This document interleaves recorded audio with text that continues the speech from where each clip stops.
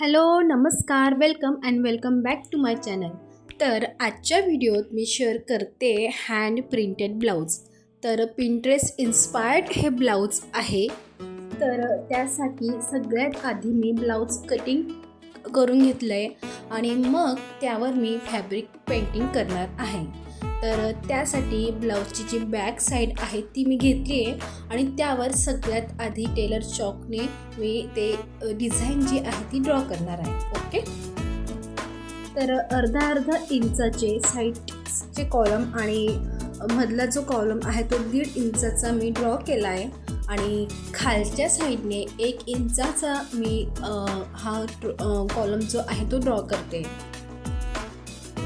त्यानंतर 1 इंचवर मी डॉट दिलेत आणि मग अशा पद्धतीने एकसारखे त्रिकोण मी ड्रॉ करून घेतलेत।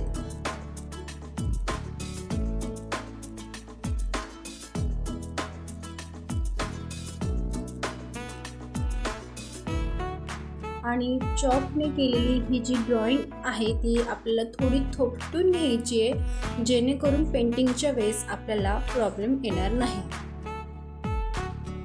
आणि आता या मधल्या कॉलममध्ये 2-2 इंचावर असे ब्लॉक करून घेतले। ओके, तर पिंटरेस्ट इन्स्पायर्ड जरी असलं तरी ते सेम तसं न घेता थोडं डिझाईनमध्ये मी चेंजेस केलेत।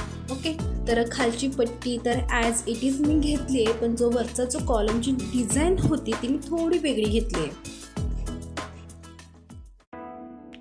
तर अशी फुला पानांची डिझाईन मी काढून घेतली आहे आणि साईडच्या कॉलममध्ये मी 1-1 सेंटीमीटरवर डॉट ठेवले।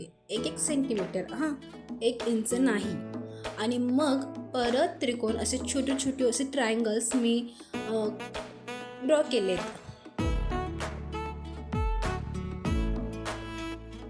आणि मग आता सुरू होईल फॅब्रिक पेंटिंग। तर त्यासाठी मी ॲक्रेलिक कलर्सचा यूज केला आहे आणि व्हाईट कलरने सगळे आउटलाईन आधी मी ड्रॉ करून घेते, पेंट करून घेते। आणि हे जे साईडचे जे ट्रायंगल्स आहेत तर ते पण पूर्णच मी व्हाईट कलरने फिल करते।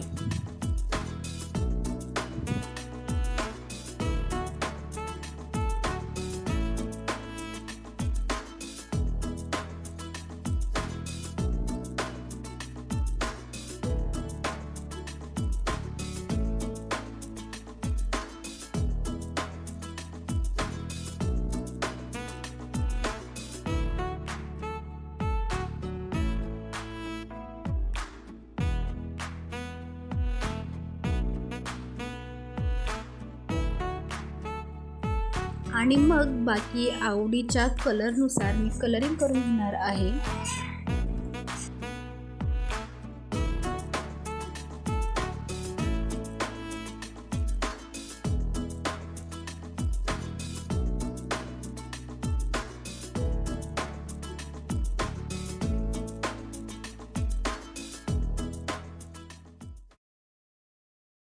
आणि ही पूर्ण पेंटिंग झाल्यावर मी परत एक डबल कोट त्यावर करणार आहे कलर्सचाही, आणि जी व्हाईट आउटलाईन मी केली आहे त्याचाही डबल कोट मी इथं देणार आहे।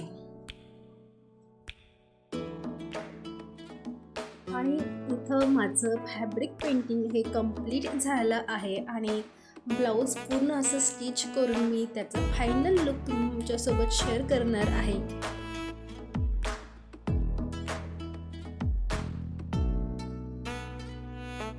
तर हा आहे माझा ब्लाऊजचा फायनल लुक। तुम्हाला कसा वाटला आणि आवडला असेल तर नक्की लाईक, कमेंट, शेअर आणि सबस्क्राईब करा। आणि असा हा हँड प्रिंटेड ब्लाऊज कॉटन साडीवर अजूनच छान वाटेल, तर तुम्हीही ट्राय करा। अतिशय सोपी अशी पेंटिंग आहे। तर भेटू पुढच्या व्हिडिओत, तोपर्यंत बाय बाय, राम राम।